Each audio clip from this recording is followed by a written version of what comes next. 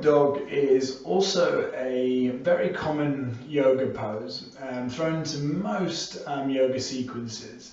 However, it is not immune to causing a little bit of degeneration in the body if done incorrectly.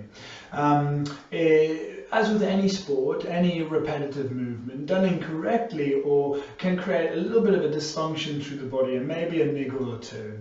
So I'm always very keen on any back bend to coach a certain approach. And if upward dog is that little bit too far, please don't chase it. There's plenty of alternatives, such as Sphinx pose, such as mini cobra, or seal pose, where we can sort of access the same benefits as up dog, however not at much detriment. So I'll come into up dog and then talk ourselves through it.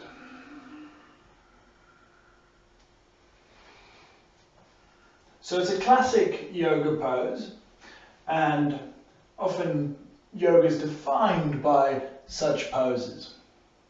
And it does offer a lot of benefits. However, remember, there's going to be a few cues and triggers for any pose. So when it comes to a back bend, such as mini cobra, we'll always encourage to roll the shoulders back. So externally rotate the shoulders and slide the shoulder blades down your back as you squeeze the bottom and reach the chest through. Now the shoulders and neck are relaxed as you build that back strength. Then you're keeping that shoulders rolled back as you press firmly through the hands, keeping the reach of the chest towards the top end of your mat. And we're not hanging to the floor. It's a strong press away from the mat. And we're not jarring back into that lower spine either. We're keeping the feet reaching back and keeping the chest reaching through.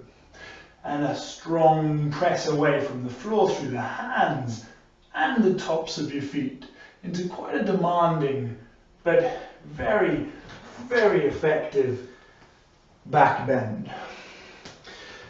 Remember that there are plenty of alternatives, so if we do visit up dog, you don't have to. We can visit Sphinx, mini cobra or seal pose, and they all have the same benefits.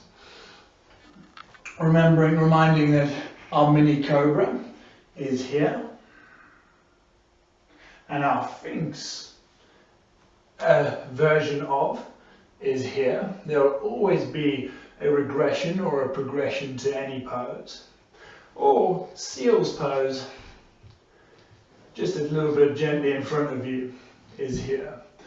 Remembering that the shoulders roll back and the chest reaching long as you squeeze the bum for that lift is probably the same cues as you'll get throughout any of those poses.